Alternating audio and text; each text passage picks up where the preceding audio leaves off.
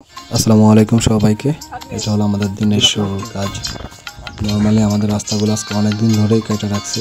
রাস্তাগুলোর অবস্থা খুবই খারাপ। তার মধ্যে আজকে 3-4 দিন একটানা বৃষ্টির কারণে রাস্তায় কাদা জমে অবস্থা খারাপ।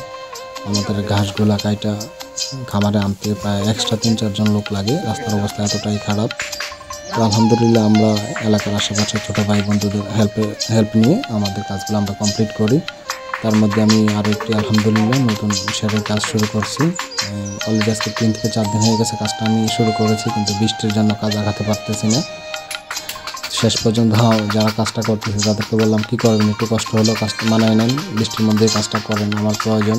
তো ওনারাও কাজগুলো করতেছে বৃষ্টির মধ্যে, কি করবে, বৃষ্টির জন্য ঠিকমতো কাজ আগাতে পারতেছে না। তো বৃষ্টি নিয়ে কাজগুলো করতেছি। দেখেন উঠানের অবস্থা কেমন, একবারে সব কিছু এলোমেলো হয়ে আছে। তারপর আলহামদুলিল্লাহ কাজগুলো আগাচ্ছে সামনের দিকে।